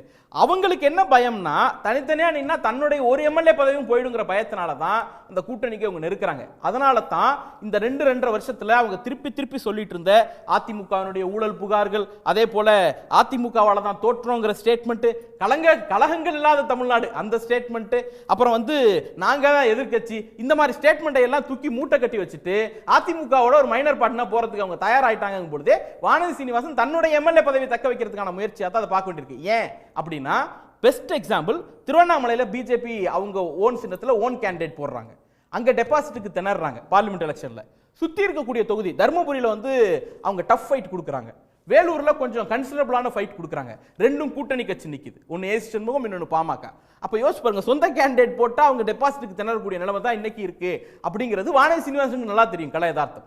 அதனால தான் அதிமுகவை வந்து அவர்கள் இணைத்துக் கொள்ள பார்க்கிறார்கள். பயம் எங்களுக்கு கிடையாது, சொந்த எம்எல்ஏ சீட்டை காப்பாத்திக்கிறதுக்காக வானதி சீனிவாசனுக்கும் பாஜகவுக்கும் தான் பயம் இருக்கு அப்படின்னு பார்க்க வேண்டியிருக்கு. சார் எம்எல்ஏ சீட் இல்ல சார், அவங்க ஆட்சியை பிடிக்கிற கனவுல இருக்கிற கட்சி பிஜேபி. கனவுல இருக்கலாம் சார், கனவு எல்லாரும் காணலாம் சார், அதுலலாம் எந்த மாற்று கருத்தும் இல்லையே. இப்ப என்ன பிரச்சனை அப்படின்னா நீங்க வந்து நெருக்கடி கொடுக்குறாங்களா அப்படின்னு கேட்டா எஸ். நான் நீங்க அன்றாட செய்திகளை பாருங்க, நவம்பர் அது 2023 பொதுக்குழுல வந்து பிஜேபியோட ஒட்டு இல்ல உறவு இல்லைங்கிற முடிவை வந்து அதிமுக எடுக்குது. அதன் பிறகு அக்ரெசிவா அட்டாக் பண்றாங்க. யாருன்னா அண்ணாமலை. இவங்க ஒருமையில பேசுறது, அவங்க ஒருமையில பேசுறது, இதெல்லாம் அண்ணாமலையை நோக்கி தான் இருந்துச்சே தவிர சென்ட்ரல் பிஜேபி நோக்கியோ மோடியை நோக்கியோ அமித்ஷாவை நோக்கியோ அதிமுக எந்த பெரிய விமர்சனங்களையும் வைக்கல, பொலிட்டிக்கல் கிரிட்டிசிசம் கூட வைக்கல. அவங்களுடைய பொதுக்குழுலயோ அதற்கு பிறகு நடந்த மாநாடுகள் பொதுக்கூட்டங்கள் எதுலையும் தீர்மானம் கூட ஒரு கண்டிச்சு. நீங்க பிஜேபியோட கூட்டு சேருவீங்களா அப்படின்னு கேட்டபோது திரு பழனிசாமி அவர்கள் ஒரு கட்டத்தில் கடுப்பே ஆனார், ஒரு இதுல கோபத்தை வெளிப்படுத்தினார். ஏன் என்ன திரும்ப கேட்குறீங்க, நாங்க தான் கூட்டணி இல்லைன்னு சொல்லிட்டாங்க, இந்த தேர்தல் இல்லை இனிமே எப்பவும் இல்லை, ஏன் என்னை பார்த்து திரும்ப அதை கேட்குறீங்க அப்படின்னு அவர் வந்து தன்னுடைய எரிச்சலை கூட வெளிப்படுத்தினார். எரிச்சலை வெளிப்படுத்தினார். அவர் அந்த மனநிலையில தான் இருக்கிறார். ஏடிஎம்கே பிஜேபியோட போகாது, எங்களை பார்த்து ஏன் திரும்ப திரும்ப அதை கேட்குறீங்கன்ற ஒரு உணர்வை தானே அவர் அன்னைக்கு இல்ல, இல்ல, வெளியில நான் சொல்லேன். அன்னைக்கு முந்தா நாள் கூட பிஜேபி கிஜேபின்னு தான் சொல்றாரு.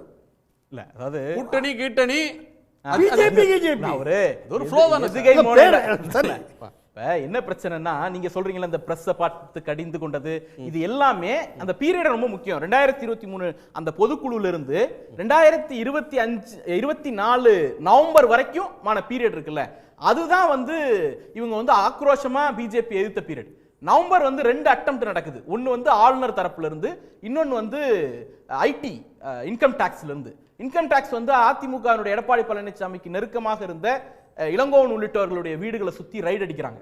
அதற்கு அடுத்து ஒரு வாரத்துல கிட்டத்தட்ட ஒரு 3 ஆண்டுகளாக பெண்டிங் வைத்து சிபிஐ ட்ரையல் கோர்ட்ல கடுமையான எச்சரிக்கையும் பெற்ற பிறகும் கூட ஆளுநர் விஜயபாஸ்கரனுடைய கேஸுக்கு குற்றப்பத்திரிகை தாக்கல் செய்ய தமிழ்நாடு அரசுக்கு அனுமதி கொடுக்காம வச்சிருந்தார். இந்த இளங்கோவன் ரைடு நடந்த அடுத்த ஒரு வாரத்துல அவர் அதற்கான அனுமதி கொடுக்கிறார். மேலும் 4 அமைச்சர்கள் மீதான ஊழல் புகாரை பதிவு பண்றதுக்கான அனுமதியை கொடுக்கிறார். இந்த நவம்பருக்கு பிறகு அதிமுக எங்கேயாவது பிஜேபி நாங்க எதிர்க்கிறோம் கூட்டணி இல்ல அப்படின்னு சொன்னிச்சாங்கிற ரெக்கார்டு காட்டணும். அதைத்தான் அவர் எங்க வராருன்னா கூட்டணி எல்லாம் 6 மாசம் நெருக்கத்துல பாத்துக்கலாம் அப்படிங்கிற இடத்துக்கு வரார். அதனுடைய உச்சம் தான். முந்தா நாள் கேபி முனுசாமி சொல்றாரு, எங்களுக்கெல்லாம் விவரம் தெரியாதுன்னு நினைக்காதீங்க, எங்க திருப்பி அடிக்கணும்னு தெரியும், நாங்க ராஜதந்திரம் தெரிஞ்சவங்க. அந்த ராஜதந்திரம் தான் இந்த ரைடுக்கும் ஆளுநருடைய அப்ரூவலுக்கும் பிறகு மாறி இருக்குங்கிறேன். அந்த ராஜதந்திரம் தான் கூட்டணிக்கு போகுதுன்னு சொல்றேன். நெருக்கி பணிய வைக்கிறீங்களா ஷெல்வி? 84ல் 2 எம்பி நாங்கள் கனவு கண்டோம். இந்தியாவை 2 தடவை ஆட்சியில் பிடிச்சிட்டு 3ஆவது தடவை ஆட்சி பிடிச்சிட்டோம். இந்தியாவே பிடிச்சிட்டோம் நாங்கள். 2 எம்பி 84ல். தம்பிக்கு சொல்ல விரும்புகிறேன், தமிழ்நாடு வந்து இந்தியாவில் ஒரு பகுதி. இதை நாங்கள் பிடிக்க முடியாதுன்னா எங்களுக்கு கனவெல்லாம் கிடையாது, கண்டிப்பாக பிடிப்போம்.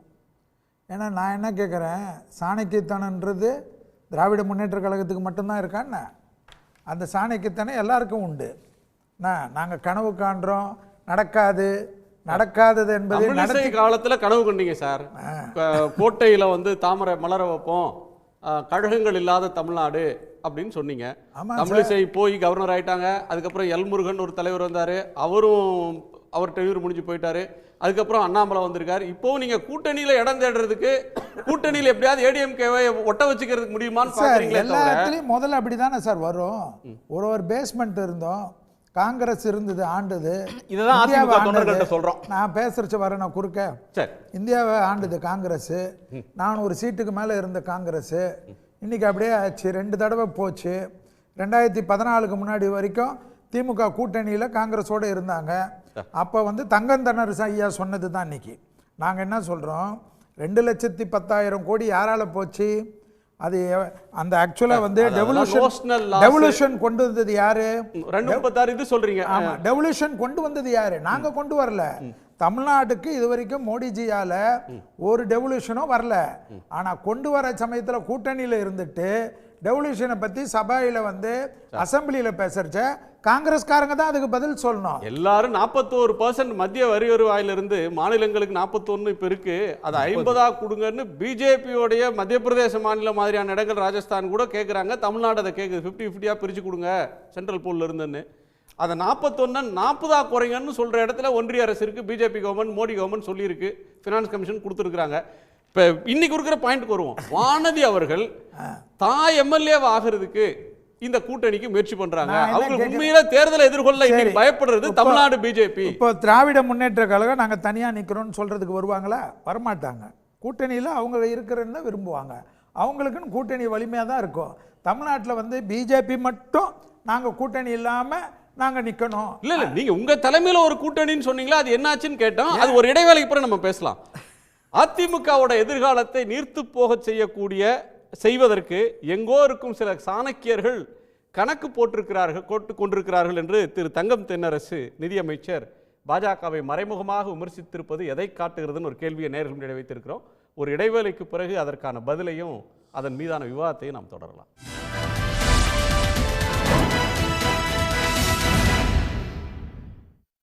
அதிமுகவினுடைய எதிர்காலத்தை நீர்த்து போக செய்வதற்கு எங்கோ இருக்கக்கூடிய சில சாணக்கியர்கள் கணக்கு போட்டுக் கொண்டிருக்கிறார்கள் என்று நிதியமைச்சர் திரு தங்கம் தென்னரசு பாஜகவை மறைமுகமாக விமர்சித்திருப்பது எதை காட்டுகிறது என்று நேயர்கள் முன்னால் ஒரு கேள்வியை வச்சிருந்தோம். அதிமுகவை எச்சரிப்பதற்காக அவர் இப்படி சொல்லியிருக்கிறார் என்று 52% பேரும், திசை திருப்பும் பேச்சு என 12% பேரும், திமுக அதிமுக என்கிற நிலை, திமுகவுக்கு எதிராக அதிமுக, அதிமுகவுக்கு எதிராக திமுக என்கிற இந்த இருதுருவ அரசியல் தொடர்வதற்காக என்று 26% பேரும், பாஜக எதிர்ப்பு அரசியலுக்காக இப்படி பேசுகிறார் என்று 10% பேரும் கருத்து தெரிவிச்சிருக்கிறாங்க. அந்த நேயர்களுக்கு நன்றி. திரு ஜெகத் கஸ்பர் அவர்களுடைய நிறைவு பார்வை.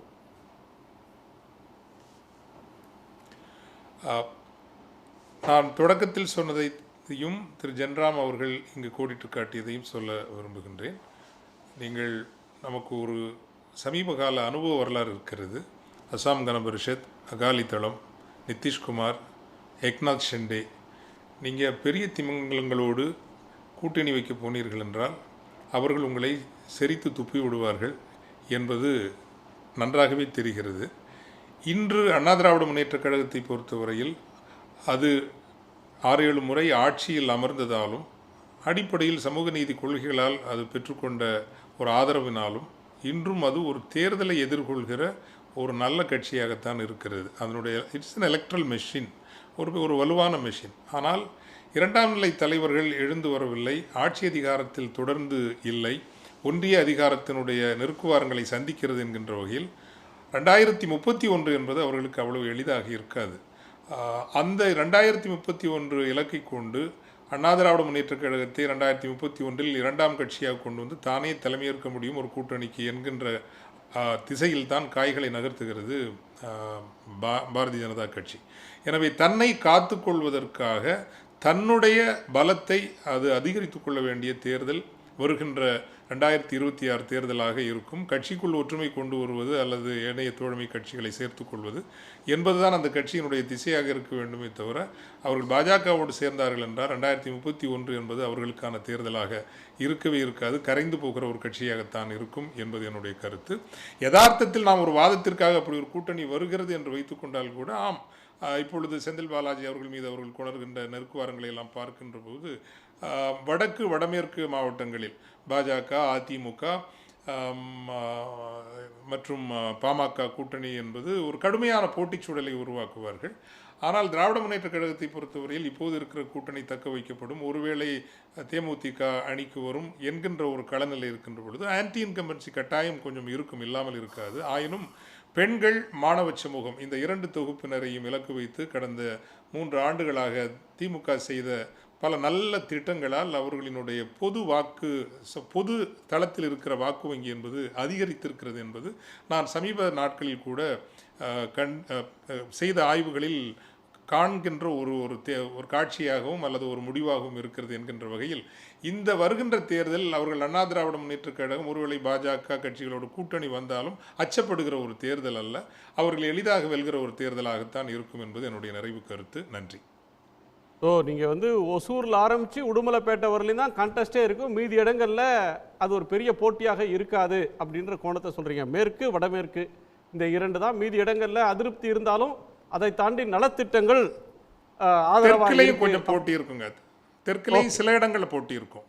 ஓகே, திரு தமிழ்மணி நிறைவு சார். எனக்கு தெரிஞ்ச வரைக்கும் அதிமுக திமுகவை தோற்கடித்து ஆட்சியை கைப்பற்றும் என்ற நம்பிக்கை பிஜேபிக்கு வந்துவிடுமானால் பிஜேபி பெரிய அளவில் ஆர்வம் காண்பிக்காது, கூட்டணிக்கு வெளியே இருந்து ஆதரிப்பார்கள். அவர்கள் வெளியிலிருந்து எப்படி சார் ஆதரிக்க முடியும்? ஓட்டு போடுறப்ப சார், கூட்டணியா சேராமலே, கூட்டணி இல்லாமலே. ஓகே, அவருடைய முதல் எதிரி எப்படி இப்போ இபிஎஸ் சொல்கிறாரோ அதே மாதிரி அவங்களுக்கும் திமுக ஆட்சியில் தொடரக்கூடாதுங்கிறது தான். அதை எந்த வழியில் வந்தாலும் பிஜேபி ஏற்றுக்கொள்ளும். ஸோ ஒரு பேசிவ் பிளேயராக போட்டியை திமுகவுக்கும் அதிமுக இடையில் பண்ணிட்டு மறைமுகமாக இவங்க ஏடிஎம்கே ஓட்டு போட்டுருவாங்க, கூட்டணி சேர மாட்டாங்க. அது சேர மாட்டாங்க, இல்லை அதை ஒரு பிரச்சனையாக்க மாட்டாங்க. நான் ரொம்ப சிம்பிளாக சொல்கிறேன். அதில் சில அரசியல் கணக்குகள் அவர்களுக்கு லாபகரமாக அமையலாம் மத்தியில், அது மறுக்கிறதுக்கு இல்லை, அவங்களும் அரசியல் தானே பண்ணுறாங்க. ஆனால் அவர்களுடைய முதல் எதிரி திமுக, அது ஆட்சியில் இருக்கக்கூடாதுங்கிறது தான். ஓகே, இல்லை ஆக்சுவலாக நம்ம இங்கே போடுறது எல்லாமே இந்த மார்ச் மாதம் இயர் எண்டிங் இது. ஸோ அடுத்த இயர் எல்லாமே ஆடிட்டர்ஸ் வந்து கூட்டல் கழித்தல் கணக்கு போட்டுருப்பாங்க. கூட்டல் கழித்தல் தான். இப்ப கூட்டல் இருக்குமா ஏடிஎம்கே பிஜேபி அப்படின்னா திரு தமிழ்மணி என்ன சொல்றாரு? கூட்டல் ஓட்டு கூடும், சீட்டு கூடாது. பிஜேபி கூட்டணியில இருக்காது, ஆனா பிஜேபி காரங்க எல்லாம் ஏடிஎம்கே ஓட்டு போட்டுருவாங்கன்றாரு. அது ஏன் சார் நாங்க அப்படிதானே சார் சொன்னீங்க? நாங்க கூட்டணி இல்லாம நாங்க தியாகம் பண்றதுக்கு அங்க வந்து உட்காந்துருக்குறோம். அது எதுக்கு சார் நாங்க வரணும்? நாங்கள் என்ன சொல்கிறோம், நாங்கள் என்ன கேட்குறோம், நீங்கள் ஆட்சி பண்ணுறதுக்கு இல்லை டிஎம்கே ஆட்சி பண்ணுறதுக்கு நாங்கள் கஷ்டப்படுறோம். எங்கள் கட்சிக்குள்ள இருக்கிறவங்க இவ்வளோ நாள் பாடுபட்டவங்க எம்எல்ஏ ஆகணும், மந்திரி ஆகணும் நாங்கள் நினைக்கக்கூடாது. நான் என்ன கேட்குறேன், ஸோ கூட்டணி ஆட்சிக்கு வர்றீங்க, கூட்டணியே சேர்ந்தாலும் அதிகாரத்தில் பங்கு. கண்டிப்பாக எங்களுடைய கூட்டணி ஆட்சி இருக்கிறதெல்லாம் டெல்லி டிசைட் பண்ணிக்கும் சார். எங்களுடைய இது வந்து திராவிட முன்னேற்ற கழகத்துக்கு எதிராக அணியை உருவாக்கி தமிழ்நாட்டில் அந்த அணியை ஜெயிக்க வைக்கிறதுக்கு என்ன லெவலில் இருக்குமோ அதை பாடுபடுறதுக்கு தான் எங்கள் தலைவர் இறங்கி வேலை செய்கிறாரு. ஸோ இதுக்கு தான் எங்களுடைய மத்திய தலைவர்கள்லேருந்து எங்கள் ஸ்டேட் தலைவர்கள் இருக்காங்க. இப்போ நான் என்ன சொல்கிறேன், 2024-25 இயர் எண்டிங்க்கும் 25-26 கணக்குக்கும் ஆரம்பிக்கவே இல்லை.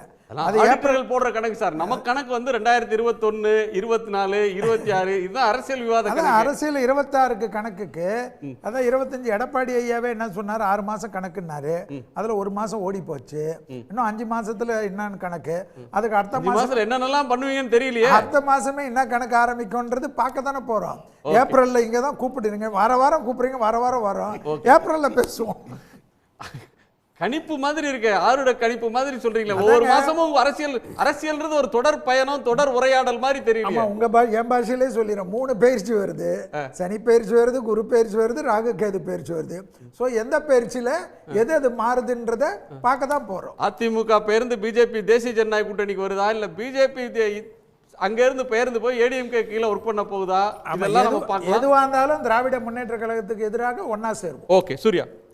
அதுதான் திராவிட முன்னேற்ற கழகத்துக்கு எதிராக ஒன்றாக சேருவோம். எங்களுடைய பிரைமரி அப்போசிஷன் எதிரி திமுகன்னு பாஜக சொல்லுகிற வரை எங்களுக்கு எந்த கவலையும் கிடையாது. தமிழ்நாட்டு மக்கள் எங்கள் பின்னால் அணிவகுத்து கொண்டே இருப்பார்கள். அது ஒன்று. இன்னொன்று சார் சொன்னாங்க டெக்னிக்கலாக ஒரே ஒரு தப்பு, அதனால் நான் சொல்கிறேன். மோடி வந்த பிறகு எந்த டெவல்யூஷனுமே அவர் பண்ணலை அப்படின்னு சொன்னார். 15வது நிதிக்குழு தான் வந்து பாப்புலேஷனில் 1971 கணக்கை 0 பண்ணுச்சு. அதனால தான் மிக மோசமான இது நிதி பகிர்வுல குறைவு ஏற்பட்டது. அதை அமைத்தது 2017ஆம் வருடம் மோடி அமைத்தார், ஏற்றுக்கொண்டது மோடி. அந்த கமிஷன் அடிப்படையில் தான் இப்போ நிதி கொடுத்துட்டு இருக்காங்க. அப்போ மோடி டெவல்யூஷனை அக்னாலஜ் பண்ணி கொண்டு வந்தார் அப்படிங்கிறது ஒன்று. இன்னொன்று, நாங்கள் முதல்ல அப்படி தான் இருப்போம், மைனர் பார்ட்னராக இருப்போம், அப்புறம் பெரிய பார்ட்னராக வந்துருவோம் அப்படின்னார். நான் அதை தான் சொன்னேன். இன்னைக்கு அமைச்சர் தங்கம் தென்னரசு அவர்கள் அதிமுக தொண்டர்களுக்கு என்ன சொன்னாரோ அதை ஷெல்லி சார் வந்து அதிமுக தொண்டர்களுக்கு இல்ல மைனரும் பேசலைங்க, மேஜரும் பேசல. இது புதுசா திராவிட முன்னேற்ற கழகத்துடைய கடைசியில முடிக்கிறச்ச ஒரு அணுகுண்ட போட்டு யார் இங்க மைனரை பத்தி பேசுனாங்க, மேஜரை பத்தி பேசுனாங்க, ரீவைண்ட் பண்ணி பாருங்க. யார் மைனரை பத்தி பேசுறதுங்க? பேசாத சப்ஜெக்ட் எப்படி முடிக்கிற சமயத்துல ஒரு கூகுளி போட்டுட்டு சைலண்டா பதுங்கிறது. இதுக்கு தான் நான் சொல்றேன், சைலண்ட் எல்லாம் பதுங்கல, அவர் கருத்தை கேட்றோம். கருத்து தான் நாங்க சொல்றோம். யார் மைனர் சொன்னது? ஓகே நீங்க சொல்லுங்க. அத நடுநிலை நீங்க தான் ஜட்ஜ். நீங்க அதிகாரத்தை கேட்றீங்களே சார். அதிகாரம் கேக்குறதுல என்ன? மைனர் பார்ட்னர்னா சீட் மட்டும் கேட்பாங்க. சீட் மட்டும் ஏன் கேட்கணும்? மந்திரி பதவியும் சேர்த்து கேட்டீங்கன்னா ஆசைப்படு பாலகுமாரன்றது தான் சார் மனுஷனுடைய வாழ்க்கை. ஆசையே படக்கூடாதுன்றது எந்த விதத்துல நியாயம்? நான் என்ன கேட்கிறேன், நீங்க மத்தியில வந்து நீங்க வந்து ஓகே ஆசைப்படுறது அதிகாரத்தை அடையிறதும் அரசியல் கட்சியினுடைய இயற்கை. அது தப்பு யார் சொல்ல? திரு சூர்யா. இல்ல நான் பதில் சொல்லிக்கலாம். அது அவருக்கு இந்த கோவம் கிடையாது, டெக்னிக்கல் ஃபால்ட்டை சுட்டி காட்டினதுனால வந்து கோவம். இன்னொன்னு மைனர் பார்ட்னர்ங்களா அவர் என்ன சொல்றாரு, 2 இடத்துல இருந்து நாங்க இவ்வளவு இடம் வந்திருக்கோம் அப்படிங்கறத சொல்லும் பொழுது சொன்னார் கூட்டணியில வந்து மகாராஷ்டிரால அப்படி இருந்தது எல்லாரும் சொல்லதை தான் நான் சுட்டி காட்டினேன். என்னுடைய வார்த்தை தான் அந்த மைனர் மேஜர். மற்றபடி கூட்டணியில வந்து இருந்தோம், நாங்க பெரிய பிளேயர் ஆயிட்டோங்கிறது தான் அந்த பொருள்ல தான் அவர் சொன்னார். நீங்க திருப்பி பார்த்துக்கலாம். இன்னும் ஒரே ஒரு விஷயம் சார், நாங்க வந்து இந்தியா முழுக்க 2 சீட்ல இருந்து இன்னைக்கு ஆட்சிக்கு வந்திருக்கோம், 3 தடவை ஆட்சிக்கு வந்திருக்கோம் அப்படிங்கிறாங்க. அதெல்லாம் இந்தியாவோட கணக்கு, தமிழ்நாட்டோட கணக்கு அது கிடையாது. மோடிங்கிற ஃபேஸை முதல்ல கொண்டு வந்தீங்கல்ல, அப்ப தேசிய ஜனநாயக கூட்டணி 40ல 2 சீட் ஜெயிச்சிங்க. 2வது முறை கொண்டு வந்தீங்கல்ல, அப்ப தேசிய ஜனநாயக கூட்டணி 1 சீட் ஜெயிச்சிங்க. இப்ப 0 ஆயிருக்கீங்க. 2 1 அனுச்சு இன்னைக்கு 0 ஆயிடுச்சு. அடுத்தது அது இன்னும் கீழே நெகட்டிவ் தான் போகுமே தவிர மேல வரதுக்கு வாய்ப்பு இல்லை. ஏன் அப்படின்னா தமிழ்மணி சார் சொன்னாரு மைனாரிட்டி ஓட்ஸ் மட்டும் நீங்க சொன்னீங்க அந்த நெகட்டிவ்ல இருந்து ஆரம்பிக்குது அதிமுக அப்படிங்கிறீங்க. வெறும் மைனாரிட்டி மட்டும் கிடையாது, தமிழ்நாடு ஒரு செக்குலரான ஸ்டேட். மிகச்சிறந்த உதாரணம், நேத்து ஹெச்ராஜா அவர்கள் ஒரு பொய் செய்தியை பரப்பியிருக்கிறார். என்னன்னா, எங்க ஊருக்கு பக்கத்துல ரகுநாதபுரம் கோயில்ல வந்து ஒரு அரங்காவலர் நியமிக்கிறாங்க, அவருடைய பெயர் வந்து நர்கீஸ் கான், அவர் ஒரு இஸ்லாமியர் அப்படின்னு ஒரு இதை பரப்பியிருக்கிறார். அவர் மருத்துவர், அவருக்கு பிரசவம் பார்த்த அந்த அம்மாவுக்கு பிரசவம் பார்த்த மருத்துவர் வந்து நர்கீஸ் கான்கிறவர். அவர் நினைவாக அந்த பெயரை தன்னுடைய இந்து குழந்தைக்கு வைத்த பெயர் தான் நர்கீஸ் கான். அப்ப தமிழ் சொசைட்டியே வந்து ஒரு செக்குலரான சொசைட்டி. பாஜகவோட கூட்டணி சேர்ந்தா யாராக இருந்தாலும் நெகட்டிவ்ல தான் ஆரம்பிக்கணும். அது not because of minorities, because of பெரும்பான்மை இந்து மக்களே எதிராகத்தான் இருப்பாங்க. ஓகே, திரு ஜென்ரம்.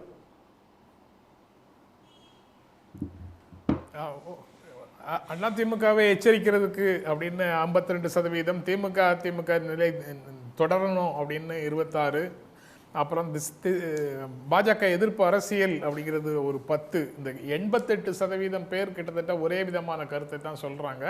தங்கம் தென்னரசு பேசியது திசை திருப்பும் வேலை அப்படின்னு சொல்லக்கூடியவர்கள் 12% பேர் தான். ஆக கிட்டத்தட்ட தமிழ்நாடு ஏற்கனவே திமுக அதிமுக இருவரும் சேர்ந்து அரசியல் சூழலை அந்த இரண்டு கட்சிகளுமே தீர்மானிக்க வேண்டும் அப்படிங்கிற நிலையை ஆதரிக்கும் விதமாகத்தான் இந்த வாக்கெடுப்பும் இருக்கு. அந்த அரசியல் சூழலை காப்பதுங்கிறது ஏதோ ஜஸ்ட் லைக் தட் இல்லை அப்படிங்கிறதுக்கு தான் இப்போ கடைசியாக சூர்யா கிருஷ்ணமூர்த்தி சொன்ன அந்த நர்கீஸ் கான் நிகழ்வு வந்து ஒரு முக்கியமான இடமாக இருக்கு. தஞ்சாவூர்ல அந்த பள்ளி மாணவி மரணத்தை ஒட்டி மதமாற்றம்ங்கிற பொருளி வந்ததை போல, இந்த திருப்பரங்குன்றத்தில் ஒரு நெருக்கடியை உருவாக்குவதற்கு முயற்சி செய்ததை போல, அப்புறம் ஹோட்டல்ஸில் போய் ஹலால்னு போட்டால் இங்கே இந்துக்கள் வந்து சாப்பிட வேண்டாமா அப்படின்னு ஒரு நெருக்கடியை உருவாக்குவதை போல, இப்போ இந்த நர்கீஸ் கான் நிகழ்வுகளை போல அரசியல் சூழலை மதவாதம் கவ்விக்கொண்டு இருக்கக்கூடிய ஒரு சூழலை தவிர்ப்பதற்காக அதிமுக விழித்து கொள்ளுங்கள் அப்படின்னு ஒரு கால் கொடுக்கிறாரு தங்கம் தென்னரசு அப்படின்னு தான் நான் புரிந்து கொள்கிறேன். நன்றி நன்றி நன்றி, உங்கள் எல்லோருக்கும் நன்றி. மீண்டும் சந்திப்போம். இது கேள்வி களம், மக்களின் மேடை.